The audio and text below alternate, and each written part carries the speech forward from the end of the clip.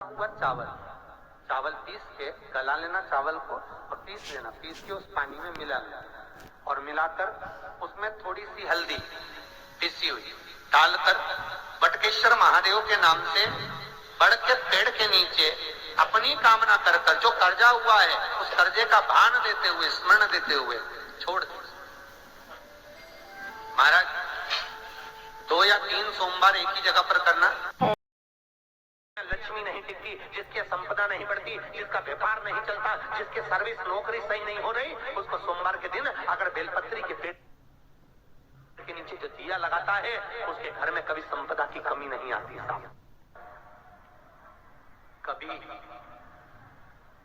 कभी अगर जिंदगी में कहीं अटकलियों में पड़ रहे हो, कहीं तुम्हें ऐसा लग रहा है कि मैं बहुत अटकलियों से निकल रहा हूं, एक समस्या पूर्ण होती है, दूसरी समस्या पड़ जाती है, दूसरी समस्या पूर्ण होती है, तीसरी समस्या पड़ जाती है, तीसरी समस्या पूर्ण होती है, चौथी पड़ जाती है, तो एक काम जरूर करना कि बेलपत्री के वृक्ष के नीचे बेलपत्री की जड़ में लाल चंदन का पानी 1 लोटा प्रत्येक सोमवार को चढ़ाना प्रारंभ कर दीजिए। अपने आप अटकलें सुलझना। हमको 4 बजे से लेकर 7 बजे के बीच में शंकर और पार्वती के भ्रमण का समय रहता है। मेरे देवादिदेव महादेव और माता पार्वती के भ्रमण का समय, भगवान शंकर पार्वती घूमने को निकल गए।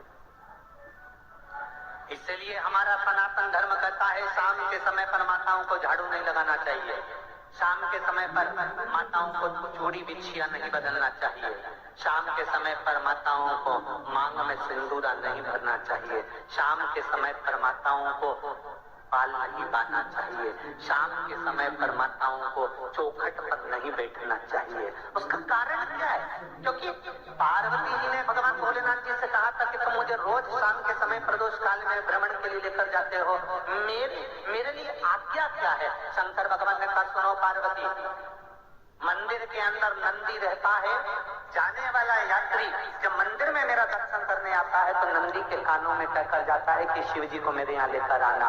मैं नंदी के अनुसार उनके घर जाता हूँ, मेरा काम है उनका कल्याण करना और तेरा काम है उनके घर की नारी को अखंड सौभाग्यवती का वर प्रदान करना, ये तेरा काम।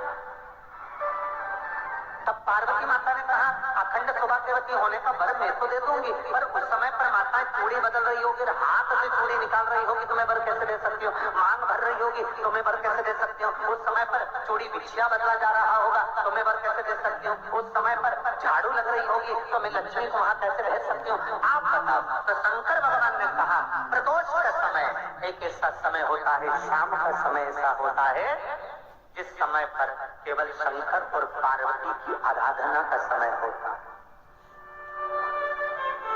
हम तो कई लोगों से कहते हैं अगर आपके यहाँ संपदा नहीं आ रही है, बहुत मेहनत कर रहे हो, फल नहीं मिल रहा, कहीं नौकरी, कहीं सर्विस या कहीं व्यापार या व्यवसाय में कहीं तकलीफ आ रही है, हम सबसे कहते हैं शाम का समय पकड़ लो, शंकर जी के मंदिर में दिया लगाना प्रारंभ करो। शिव मंदिर में अगर दिया नहीं लगा रहे हो तो बेलपत्री के पेड़ के नीचे दिया लगा। बेलपत्री और शंकर जी के मंदिर में दिया नहीं लगा रहा तो शंकर जी के मंदिर के बाहर चौखट पर दिया लगा। इतना भी नहीं कर सकते तो अपने घर के बाहर अपने द्वार पर दिया लगा दो और शंकर जी के नाम का श्री शिवाय नमस्तुभ्यम बोलकर शंकर भगवान को याद कर कर अपनी कामना कर कर बाबा का स्मरण कर कर पंचाक्षर मंत्र नमः शिवाय, षडाक्षर मंत्र ओम नमः शिवाय, द्वादशाक्षर मंत्र ओम नमो भगवते वासुदेवाय, जो मंत्र तुमको याद है उसका स्मरण कर कर लक्ष्मी हो चाहे नारायण हो चाहे राम हो चाहे कृष्ण हो, स्मरण कर कर शाम के समय बाहर दिया लगा दो, दरवाजे के पास लगा दो, कुछ सुनेगा जरूर, आएगा तो उसका वेलकम जरूर होगा और वो कुछ देकर जरूर जाए। नियम तो बनाओ, उसकी चौखट पर जाकर कहना होता है।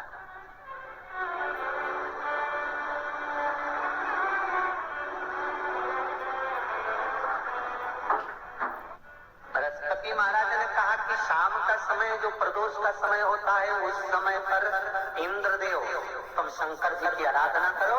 शिव आराधना से शंकर जी जो मार्ग प्रशस्त करेंगे, शिव जी कहेंगे वो तुम करना, ठीक है? आराधना करी बाबा भोलेनाथ जी।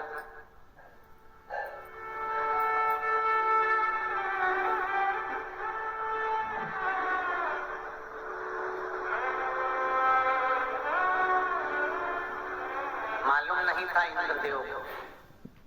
बृहस्पति महाराज ने प्रदोष की महत्वता समझाई तो प्रदोष का समय जानकर शंकर जी पर 7 बेलपत्र प्रदोष के दिन इंद्र ने समर्पित कर दी बिना सोचे। कितनी बेलपत्र? 7। प्रदोष का व्रत करो चाहे ना करो, मंदिर में चढ़ी हुई बेलपत्र को उठा लो,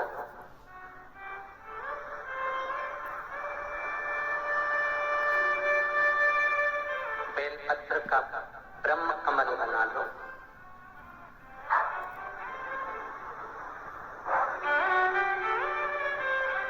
ब्रह्म कमल का मतलब होता है डंडी बीच में रहे, आसपास पत्तियां रहे।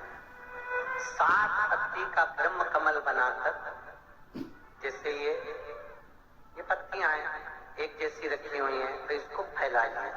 7 पत्ती को आपस में फैलाकर ब्रह्म कमल बनाए। प्रदोष का व्रत करें ना करें, जरूरी नहीं है कि वृक्ष से ही पत्ती लेकर आओगे तो ही शंकर जी को चढ़ाओगे।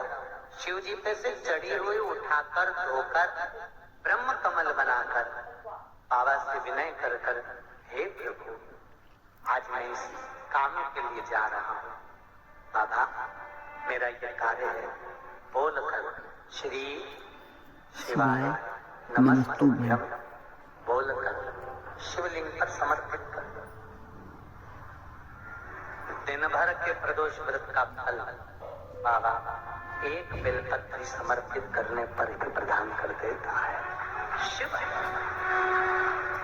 प्रदोष व्रत कर रहे हो उससे बढ़कर कोई प्रसन्नता नहीं। पर श्री शिवाय नमस्तुभ्यम, हर हर महादेव। पूज्य प्रदीप मिश्रा जी ने सोमवार के बहुत अच्छे और अचूक उपाय बताए हैं। 4 लक्ष्मी प्राप्ति के लिए अगर हमारी कोई मनोकामना पूरी नहीं हो रही है या घर में लक्ष्मी की बहुत कमी है तो सोमवार के दिन ये उपाय करके हम अपनी मनोकामना पूर्ण कर सकते हैं। पूज्य प्रदीप मिश्रा जी ने बताया कि सोमवार के दिन अगर हम बेलपत्री के पेड़ के नीचे दीपक लगाते हैं या भगवान शिव के मंदिर में दीपक लगाते हैं तो हमारी जिंदगी की सभी अटकलियाँ समाप्त हो जाती हैं। पूज्य प्रदीप मिश्रा जी ने बताया है। पूज्य प्रदीप मिश्रा जी ने सोमवार के बहुत अच्छे और अचूक उपाय बताए हैं। पूज्य प्रदीप मिश्रा जी ने बताया कि सोमवार के दिन अगर 1 लोटा जल में हम लाल चंदन डालकर बेलपत्री के पेड़ के नीचे समर्पित करते हैं तो उससे भी हमारी सभी मनोकामनाएं पूरी हो जाती हैं। और पूज्य प्रदीप मिश्रा जी ने बताया है कि शाम के समय पर हमें कभी भी झाड़ू बुहारी या कोई भी चूड़ी बिछिया नहीं बदलना चाहिए। इस टाइम पर भगवान शिव और पार्वती के भ्रमण का समय होता है और शिव और पार्वती उसी घर में आते हैं जहां पर साफ सफाई होती है। पूज्य प्रदीप मिश्रा जी के उपाय अगर आपको अच्छे लगे हों तो मेरे चैनल को लाइक कमेंट और शेयर जरूर करें। हर हर महादेव, जय शिव शंकर।